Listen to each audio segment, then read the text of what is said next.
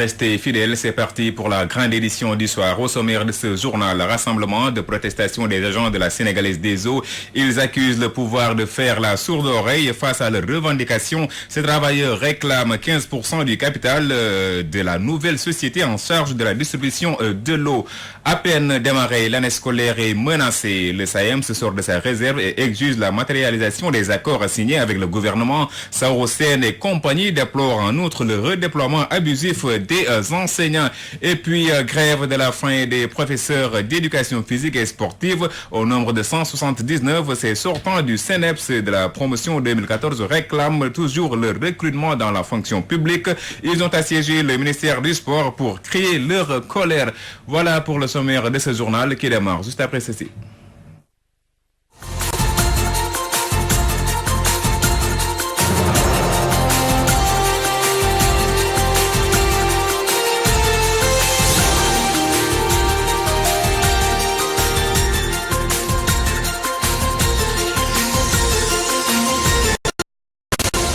Mesdames et messieurs, bonsoir et bienvenue. Je vous le disais au sommaire de ce journal, rassemblement de protestation des travailleurs de la Sénégalaise des eaux. Ils ont cessé toute activité pendant 2 heures ce jeudi pour fustiger le mutisme des autorités face à leurs revendications. Les travailleurs de la SDE réclament 15% du capital de la nouvelle société en charge de la distribution de l'eau au Sénégal. Khokhandong compte rendu. Les travailleurs de la Sénégalaise des eaux ont tenu ce jeudi un sit-in devant leur agence sise au fond de terre. Ils réclament 15% du capital de la nouvelle société siège et accusent l'État du Sénégal de faire la sourde oreille. C'est un rassemblement de protestation que nous avons décrété pour 2 heures de temps, de 8 heures à 10 heures, pour protester contre le gouvernement du Sénégal. Nous leur avons laissé suffisamment de temps. Ils nous ont suffisamment ignorés. Nous nous sommes battus pour négocier avec eux. Nous avons signé un protocole d'accord le 1er mai 2018. Dans ce protocole d'accord, il était retenu que nous allons renégocier les 15% que nous avions demandé à la suite de l'adjudication définitive. L'adjudication a été faite depuis plus de 2 mois à Suez. Et depuis plus de 2 mois, nous avons discuté avec le gouvernement sur les 15%. Ils font le mort. Et aujourd'hui, ils sont prêts à installer Suez sans discuter avec les travailleurs. C'est à cause de cela que les travailleurs sont mobilisés. C'est à cause de ces 15% et de la négociation pour une passation de service correcte, pour que les préoccupations des travailleurs soient prises en compte correctement dans la nouvelle société, que nous sommes mobilisés. Ils ont bloqué la circulation en dénonçant l'attitude du ministre de l'eau et de l'assainissement Serigne Mbaye Thiam, tout comme son prédécesseur Mansour Faye. Il parle de complot. Le complot, c'est entre Serigne Mbaye Thiam et Mansour Faye. Parce qu'ils ont complété sur le dos des travailleurs de la Sénégalaise des eaux. Parce qu'actuellement, nous savons, il y a beaucoup d'entrepreneurs qui sont tapis dans l'ombre, qu'on a. Si l'État du Sénégal ne trouve pas de solution à ce problème, la lutte sera accentuée, soutiennent les agents de la SDE. C'est aujourd'hui que nous lançons les hostilités pour la grève et que tout le monde l'entende. Les populations sont averties. Nous avons suffisamment communiqué pour permettre aux populations de comprendre notre conflit avec l'État du Sénégal. Et à partir de maintenant, nous n'avons plus de droit de revenir en arrière par rapport à tout ce que nous avons observé. Ces travailleurs de la SDE pensent que cette doléance sera prise en compte par l'État du Sénégal pour éviter tout blocage du système d'attribution de l'eau. Le syndicat autonome des enseignants du moyen secondaire tape du poing sur la table. Face à la presse jeudi, le SAEM a réitéré son ferme engagement de lutter pour la matérialisation des accords signés avec l'État et la prise en charge des préoccupations des enseignants. Fatou Bintou Diouf.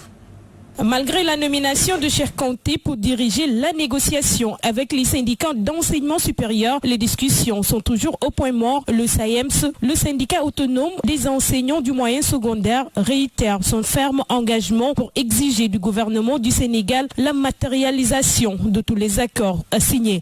Malgré toutes les assurances données et la reprise des rencontres de monitoring depuis le 3 octobre 2019, suite aux multiples interpellations des syndicats, le gouvernement peine encore à apporter des réponses concrètes aux préoccupations. Le SAEMS fustige l'exclusion abusive d'enseignants dont certains IA et IEF sont motifs valables. À cela s'ajoute le grève de la faim des sortants de CEDEPS de Thiès. Il est d'ailleurs malheureux de constater qu'à ce sombre tableau s'ajoute au redéploiement abusif d'enseignants dans certaines IA et IF sans motif valable. Le cas du Prytanée militaire est avéré.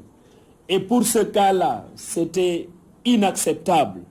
Je dois rappeler aussi, pour le regretter, qu'au moment où nous parlons, les sortants du CEDEPS de Thiès sont en grève de la faim. C'est la deuxième grève de la faim. Et c'est inacceptable parce que tout simplement, ce qui les a amenés à être en grève de la faim, mais c'est parce que c'est l'État du Sénégal qui fait des promesses qu'il ne tient pas. Le syndicat autonome des enseignants du moyen secondaire s'engage ainsi. Le SAEM s'engage à lutter sans transiger pour exiger l'appurement intégral du passif du protocole du 30 avril dans les meilleurs délais, la mise en place d'un nouveau système de rémunération juste et équitable pour les agents de la fonction publique, et je dis aussi conformément à l'engagement de M. le Président de la République. Sur ce, le SAEM se prend à témoin l'opinion publique nationale et internationale sur les menaces qui pèsent sur l'année scolaire 2019-2020 si le gouvernement du Sénégal ne respecte pas ses engagements. Grève de la faim des professeurs d'éducation physique et sportive de la promotion 2014 du CNEPS.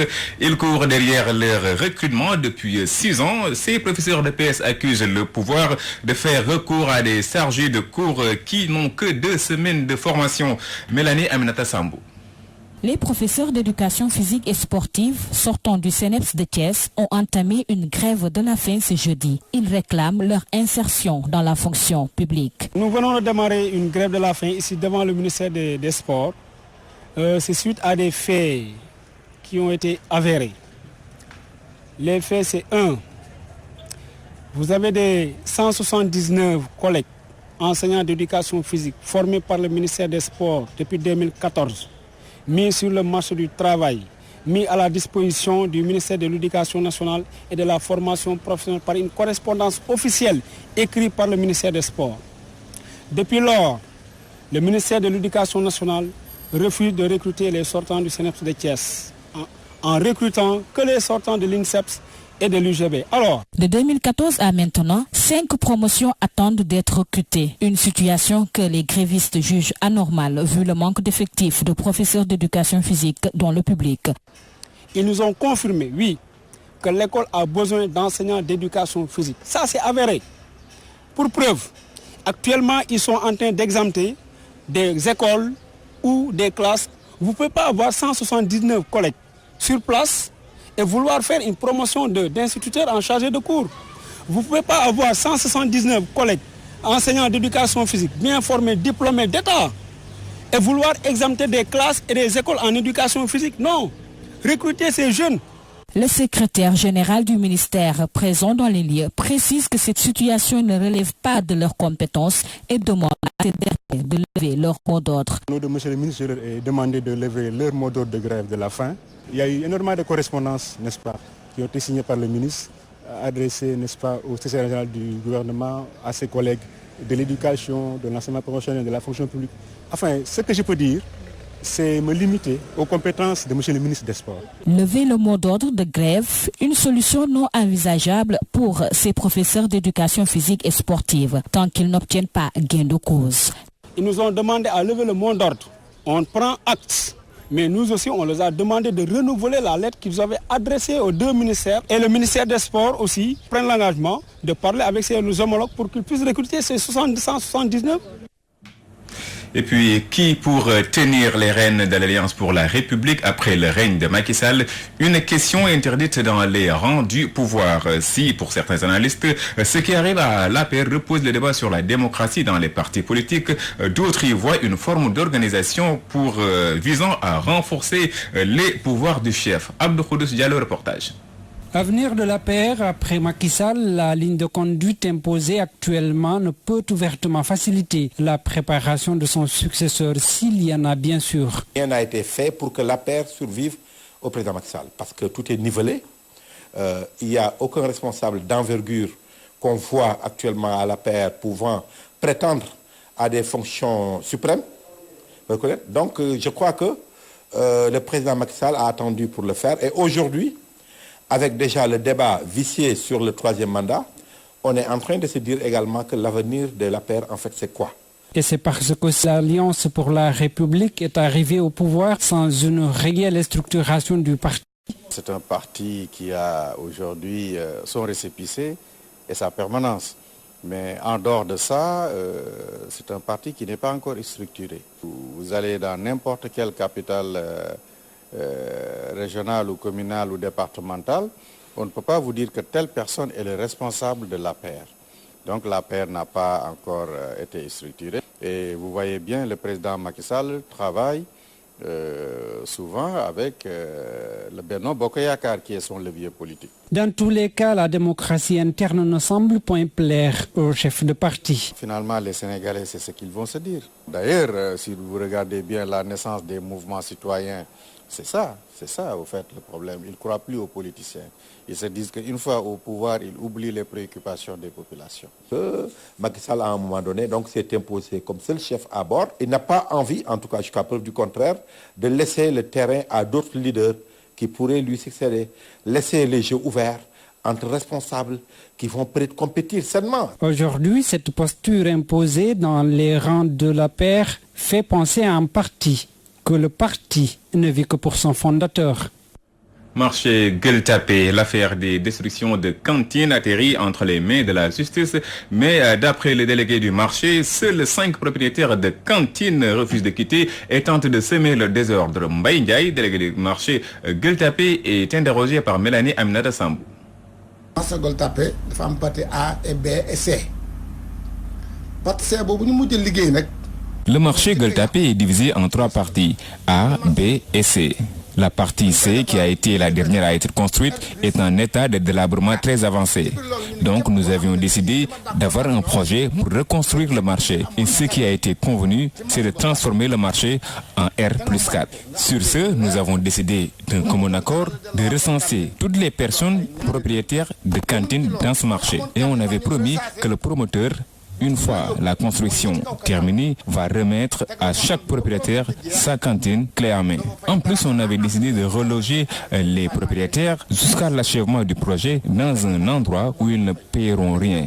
Nous commençons la première partie bi mooy C bi ba léegi partie A et B et C nous commençons ci C bi jëkk a yàqu waaw nga xool ne fu C yàqoo A ak B nu mu mel. À part l'électricité ou les frais de gardiennage. Sur ce, nous avons entamé la reconstruction par la partie C. Mais si la partie C est en état de délabrement, comment doivent être les parties A et B? Nous ne pouvons pas reconstruire une partie et laisser les autres. C'est pour ça que nous avons décidé de retaper, de reconstruire tout le marché Gueule Tapée. Maintenant, il y a des brebis galeuses qui ne veulent pas déguerpir, mais 80 à 85% des cantines ont été fermées et leurs propriétaires ont été déjà recasés. C'est seulement 5 ou 6 personnes qui refusent de déguerpir et à chaque fois qu'on les appelle, ils refusent de venir, ils ne veulent pas montrer leurs papiers, ils ne veulent pas négocier. Ce qu'il faut savoir, c'est que ce marché appartient à la mairie et c'est à la mairie de réguler.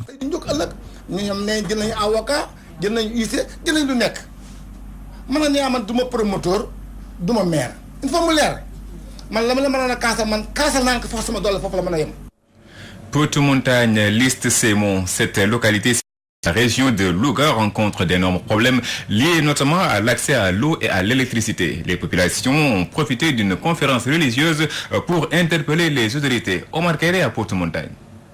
Potou-Montagne est un village situé à l'entrée de Potou dans la commune de Léona. L'eau coule à peine dans cette localité à cause du faible diamètre de la tuyauterie, nous dit Imam Modou Fall, un des notables du village.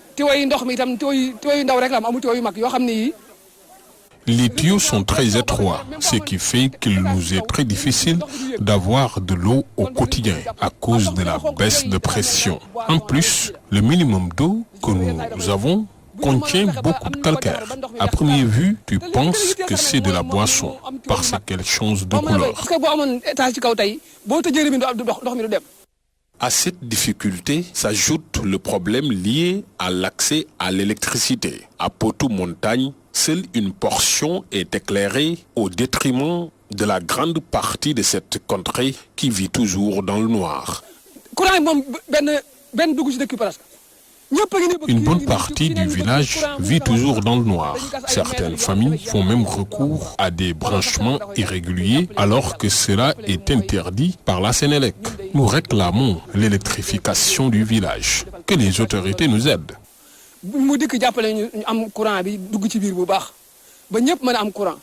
Potou-Montagne est une zone d'horticulture par excellence. Pourtant, les producteurs éprouvent d'énormes difficultés pour s'en sortir. Imam Modou Fall sollicite ainsi auprès du gouvernement plus d'appui, comme par exemple une subvention dans le solaire utilisée dans les exploitations maraîchères pour faciliter le pompage de l'eau et l'arrosage des cultures. Cela va rendre accessible le prix du solaire pour permettre aux producteurs de s'en tirer à bon compte. Vous savez, une bonne partie des populations vivent d'agriculture. Je pense donc qu'elles méritent d'être accompagnées. Une ambulance au poste de santé de Potou et du matériel adapté et l'accompagnement de l'enseignement coranique font également partie des préoccupations de cette contrée. L'édition 2019 de la conférence annuelle de Potou-Montagne organisée par Imam Modou Fall a servi de tribune pour inviter le gouvernement à prendre en charge toutes ces doléances. Oumar Kairé Louga, Walfadjiri. 2019, l'unité de coordination et de gestion des déchets a renoué avec la tradition en apportant son appui aux organisateurs du Gamou de Tivaouane. Objectif, rendre la cité religieuse propre avant l'arrivée des milliers de fidèles attendus pour la célébration de l'anniversaire de la naissance du prophète. Ibrahim Ndiaye, correspondance. En marge des préparatifs du Gamou 2018 de Tivaouane, l'unité de coordination de la gestion des déchets solides, UCG, s'est rendue dans la cité religieuse pour appuyer les organisateurs en matériel de nettoiement. Pour rendre la cité propre pour pouvoir accueillir ces milliers de pèlerins, Ousmane Niang, coordinateur national de l'UCG. Nous sommes venus apporter du petit matériel nécessaire pour les opérations de balayage et de nettoiement, mais aussi apporter du matériel lourd. Tout ce qu'il y a comme engin, tout ce qu'il y a comme bentasseuse, camion, polybène, et apporter aussi des ressources humaines. Donc recruter des ressources humaines pour accompagner le Gamou. Nous sommes là pour apporter notre appui technique, notre appui matériel et notre appui en termes de ressources humaines pour la préparation du Gamou de 2019. Comme chaque année, UCG ne lésine pas sur les moyens pour appuyer techniquement les organisateurs des événements religieux, mais surtout cette fois-ci en matériel lourd et du personnel. C'est un programme qui est très élargi. Au moment où je vous parle, il y a une de nos délégations de l'UCG qui est en route sur Kaolack. Avant-hier, on était sur Thiénaba. Ce soir, on serait sur Thiès, dans la famille Djegen. Et indépendamment de là, partout où on fait des gamous au niveau national, nous sommes là-bas. Nous avons déployé des moyens nécessaires parce que le gamou, c'est un phénomène national. Tout le monde fait le gamou. Donc nous avons déployé à cet effet d'importants moyens, comme je l'ai dit, en matière technique, ressources humaines et financières pour que ça se passe dans les conditions. Accompagné de notre partenaire technique, la Sonatel, qui est vraiment un partenaire, et puis de la COSCAS qui s'occupe de tout ce qu'il y a comme organisation des activités du Gamou. C'est dans le cadre de la RSE, la responsabilité sociétale d'entreprise. Dans le volet, en fait, l'un de ses axes stratégiques, la protection de l'environnement, a lancé en 2015 un programme appelé Ande Dafar Sunugor. C'est un programme qui aujourd'hui milite pour améliorer le cadre de vie des collectivités territoriales. L'environnement, les déchets et autres, le nettoiement n'étant pas notre cœur de métier, on s'est fait accompagner par notre partenaire UCG qui aujourd'hui quand même depuis 4 ans, 4 ans c'est pas 2 jours, nous accompagne dans ce programme magnifique. Et c'est dans ce cadre justement que Tivaouane a eu à bénéficier de ce programme Ande Dafar Sunugor. Et comme de coutume, nous sommes là aujourd'hui pour les besoins du Gamou, parce qu'il y a un vaste programme de nettoiement avant, pendant et après le Gamou que UCG a mis en place. Venu représenter le Khalif général de Tidjane, Serigne Baye Sy Mansour, à la réception du matériel, Khalifa Niang du COSCAS se dit très réjoui de l'acte posé par l'UCG.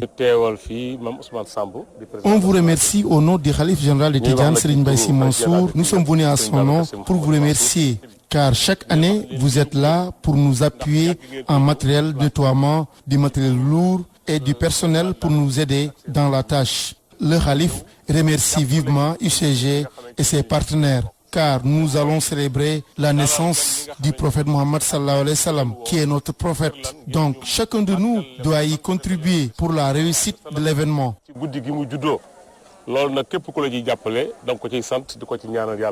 Comme à chaque édition du Mawlud de Tivaouane, cette fois-ci, UCG n'est pas dérogé à la règle pour appuyer les organisateurs du Gamou en matériel et du personnel pour pouvoir rendre la ville sainte de Tivaouane plus propre, pour pouvoir accueillir des milliers de fidèles qui viennent d'horizons divers célébrer la naissance du prophète Mohammed sallallahu alayhi wa sallam. Tivaouane, Walfadjri Radio TV, Ibrahima Ndiaye, Mourad Sarr. Ndiassane prépare activement son gamou marquant le 8e jour de l'anniversaire de la naissance du prophète de l'islam. La communauté Khadria va ainsi se retrouver dans cette cité religieuse située à 18 km de Thiès pour perpétuer la tradition. Mam Khadi Djerifal.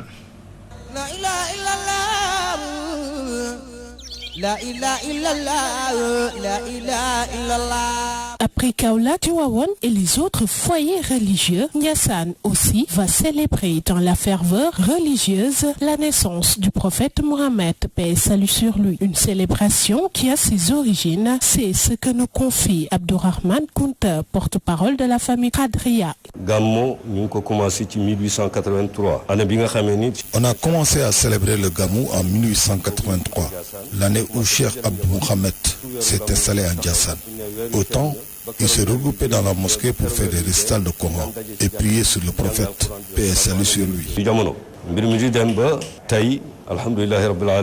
Sous l'égide de Cheikh Abdou Karim, son fils aîné, les choses se sont agrandies et on a commencé à le célébrer en grande pompe. Ndiassane commémore selon la tradition de la Khadria le 8e jour de la naissance du prophète Mohammed, un choix qui n'est pas fortuit. Cheikh Abou Mohamed a choisi de célébrer la naissance du prophète le 8e jour parce que cela représente le baptême. Après la naissance de son enfant, on attend une semaine pour le célébrer.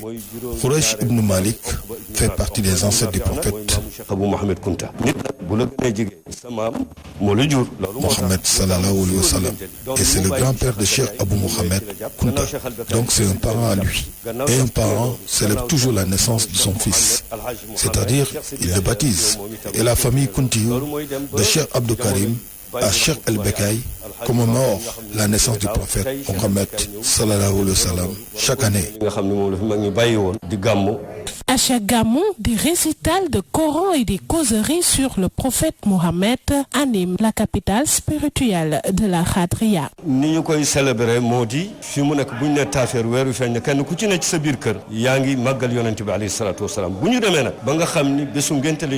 À Ndiassane, on célèbre le gamou en procédant à des récitals de Coran. La nuit, à partir de 11h, on procède à des zikrs et des conférences sur le prophète Mohammed, paix et salut sur lui.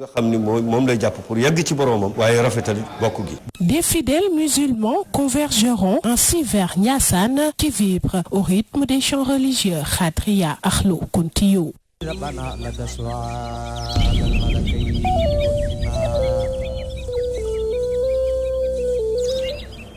Et puis l'actualité hors de nos frontières installe ses quartiers dans ce journal avec ce non-lieu dans le jugement des événements sanglants des législatives au Bénin et au Pakistan. Un réchaud à gaz est à l'origine d'un incendie meurtrier dans un train. Et puis la Chambre des représentants à majorité démocrate a approuvé l'enquête en vue d'une destitution de Donald Trump aux États-Unis. L'actualité internationale, c'est avec Mam Khadi Djerifal.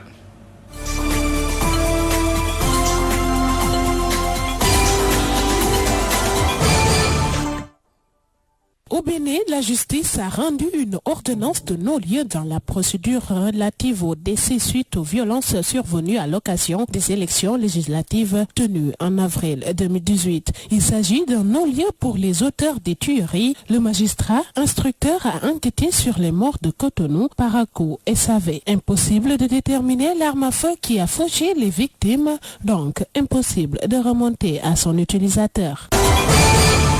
L'incendie d'un train au Pakistan a fait plus de 70 morts ainsi que des dizaines de blessés. Selon les autorités locales, le feu s'est propagé à une vitesse folle. Une rame entière, verte et blanche, est littéralement dévorée par les flammes. Le train est immobilisé en pleine voie près de pour une ville dans le sud du Pendjab. L'incendie a été déclenché par l'explosion d'un réchaud à gaz utilisé par des passagers qui préparaient leur petit déjeuner.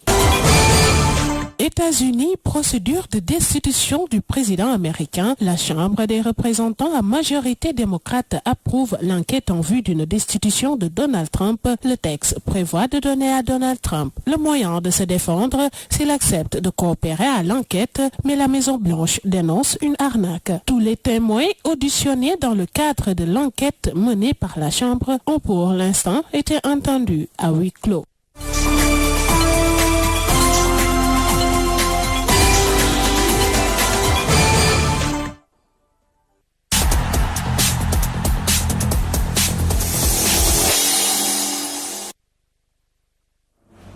En sport football éliminatoire Cannes 2021, Aliou Cissé a publié ce jeudi une liste de 24 lions retenus pour les 2 premières journées. Le Sénégal reçoit le Congo le 13 novembre à Thiès avant de se rendre en Eswatini le 17 du même mois. Le sélectionneur a intégré 3 nouveaux joueurs dans sa liste. Voici Aliou Cissé interrogé par El Khayra et Ibou Gueye.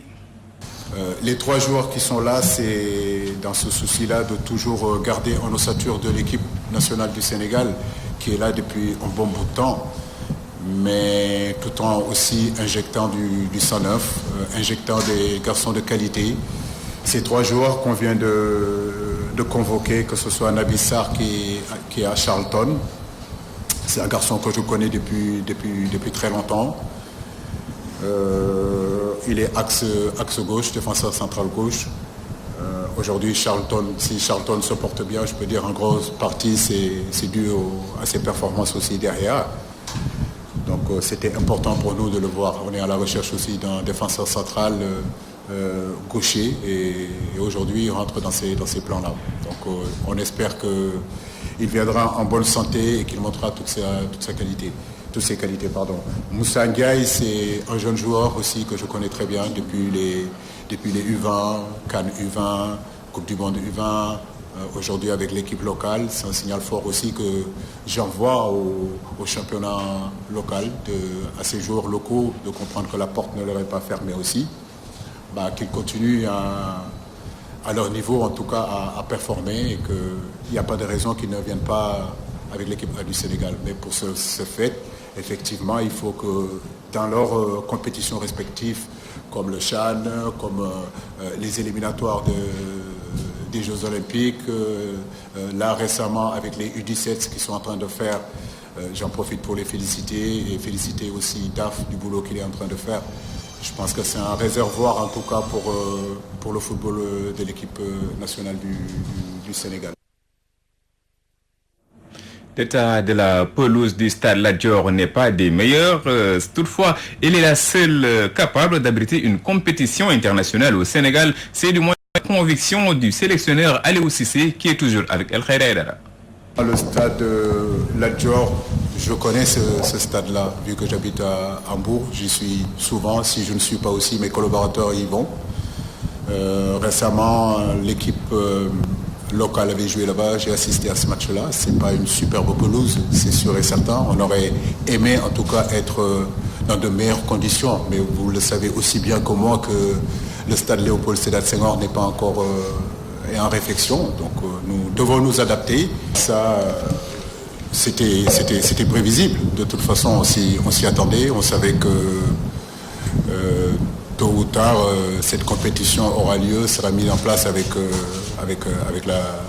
la FIFA. Maintenant, je pense que c'est trop tôt de commencer à faire des commentaires là-dessus. Une chose est sûre, c'est que l'Afrique s'est battue pour mettre la CAN au mois de juin. L'enlever du mois de janvier et le mettre au mois de juin. Et aujourd'hui, avec la compétition cette nouvelle compétition-là que la FIFA veut installer, je suis curieux de savoir comment on va s'organiser. Parce que la plupart de nos joueurs y seront. Apparemment, c'est programmé pour le mois de juin. Est-ce qu'ils vont aller jouer cette compétition-là, après revenir jouer la CAN, tout en sachant que la CAN, ça dure au moins si on va au bout. Revenir avec leur club, ça voudra dire que le championnat a déjà commencé. C'est vrai que c'est un gros problème. Mais comme je dis, on a confiance à nos dirigeants. Et puis la sélection de Moussa Ndiaye, seul joueur local de la liste de 24 publiée par Aliou Cissé, est une bonne nouvelle pour le championnat local. Telle est l'analyse des journalistes sportifs. Ces derniers estiment que le défenseur d'Excellence Foot a fait des performances constantes depuis plusieurs années. Quelques réactions recueillies par El Khair Aidara. Je pense que Moussa, il mérite sa sélection dans cette équipe. Il a déjà fait ses preuves dans les sélections jeunes. On a connu un Moussa très performant avec la sélection U23 à la Coupe d'Afrique comme à la Coupe du Monde. On a vu également Moussa Ndiaye qui s'est incrusté dans le groupe des U23. Ça veut dire que la marche qui lui restait, c'était la sélection A. Et aujourd'hui, la convocation de Moussa Ndiaye est une suite logique de sa progression entre la sélection U20 et la sélection U23. Mais Moussa, il ne faut pas s'attendre qu'il vienne pour qu'il soit vite intégré dans le groupe des 11. Moussa, il vient pour apprendre, c'est un jeune joueur. Il est bon de l'intégrer d'abord dans le groupe de performance pour qu'il soit au contact avec les joueurs professionnels comme les Cheikhou Kouyaté, comme les Kalidou Koulibaly, comme les Salif Sané qui sont au même poste que lui en défense centrale pour qu'il puisse progresser. Parce que c'est un jeune joueur, il ne faut pas qu'il brûle les étapes. Oui, Aliou, tout le monde le sait. Aliou, c'est un conservateur qui n'aime pas trop chambouler ses plans, notamment son groupe de performance. Donc depuis presque 4 ans, il a eu à travailler avec l'ossature de ce groupe-là. Aujourd'hui, nous l'avons tous dit qu'il n'y aura pas un changement en profondeur de l'équipe du Sénégal. Cette équipe qui a pu titiller le Brésil, le résultat est là. Aliou a essayé de récompenser quelques joueurs, notamment Moussa Ndiaye, pour sa brillante prestation avec l'équipe nationale locale récemment, tant en UFOA que lors de la double confrontation contre la Guinée. Et même si le garçon n'est pas parti pour perturber la hiérarchie établie sur l'axe de la défense, le fait qu'il soit cité parmi les joueurs, qu'il soit retenu parmi les joueurs qui vont faire les 2 premières journées est une bonne chose en soi. Moi, je suis très content de la présence de Moussa Ndiaye parce que c'est un signal pour le football local. Les 2 autres, Baba Thiam, moi, je ne le connais pas, je ne le connaissais pas. Naby Sarr, oui, quand il jouait à Lyon, oui, j'avais des nouvelles de lui. Maintenant, bon, en défense centrale, je ne sais pas, bon, qu'est-ce qu'il cherche. Bon, c'est vrai que c'est 2 matchs très très rapprochés. C'est une première sélection, il faut ouvrir et fermer. Bon, maintenant on va voir ce qu'ils peuvent donner, mais je suis très très heureux de la présence de Moussa Ndiaye dans la sélection. À présent, la note qui boucle ce journal, c'est la revue de la presse en ligne d'ici et d'ailleurs, et c'est avec Aïcha Diadarate.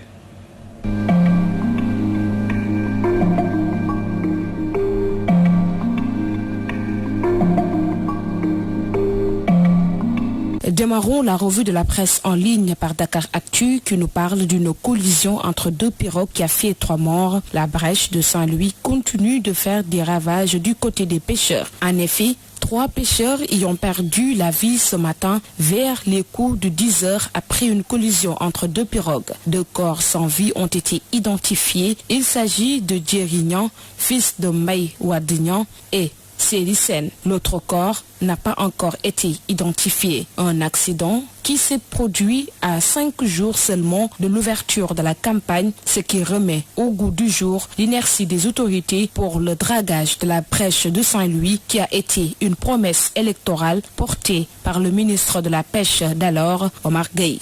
Autre article, au Cameroun, les fouilles arrêtées à Bafoussam, des personnes encore introuvables, titre RFI Afrique. Dans la localité, les fouilles sont définitivement arrêtés sur le lieu de la tragique de lundi dernier. Le bilan de ce glissement de terrain est ainsi de 43 morts et 7 blessés. Les riverains, quant à eux, continuent de soutenir que ce bilan pourrait être plus lourd en raison du nombre de personnes encore recherchées. Sur les lieux du drame, ce jeudi matin, quelques dizaines de badauds s'affairaient à la récupération de tout ce qui a un intérêt à leurs yeux. Résidus de matelas et quelques planches, par exemple. Les équipes de secours ont quant à elles déjà déserté le site. Les habitants de Bafoussam regrettent l'arrêt des fouilles, convaincus qu'il y a encore des corps enfouis dans la boue.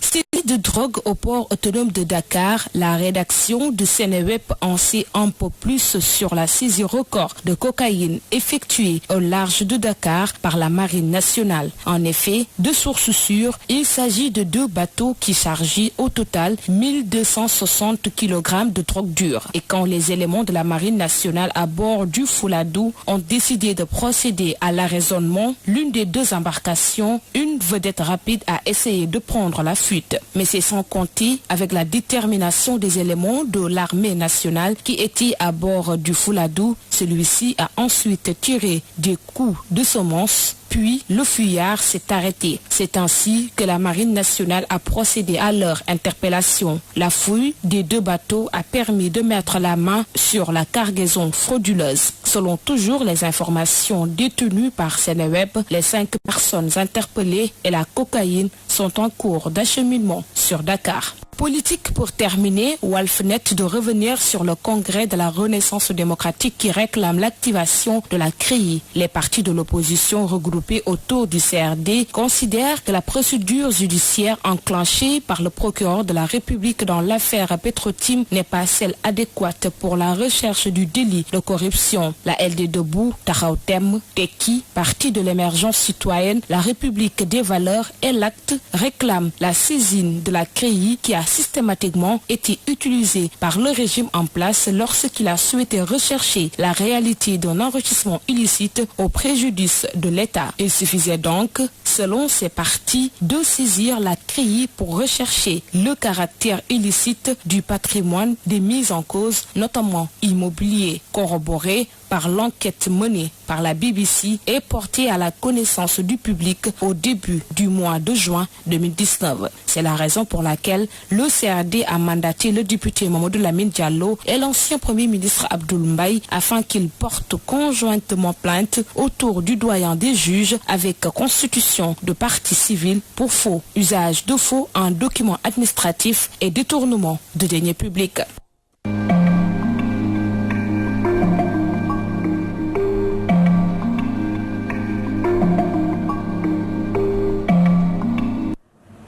Et c'en est tout pour ce journal. Merci de l'avoir suivi. Merci à Issa Radian qui a assuré la partie technique et à toute l'équipe rédactionnelle et technique. Excellente suite de programme sur la télévision Walfadjri. Bonsoir à toutes et à tous.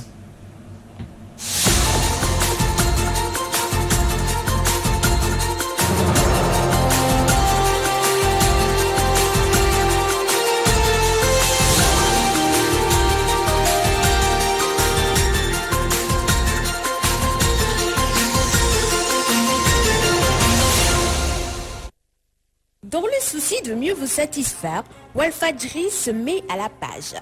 Votre télévision préférée lance une toute nouvelle application pour être plus proche des téléspectateurs, auditeurs, mais aussi et surtout des internautes. Désormais, regardez en live et en haute définition vos émissions sur votre ordinateur, tablette et smartphone. C'est pas tout. En plus de la télévision, le groupe de presse a également intégré la radio en live dans les différents supports. Ne perdez plus de temps. Téléchargez dès maintenant votre application Walfadjri l'officiel en allant sur Play Store, puis tapez Walf sur la barre de recherche des applications. Cliquez sur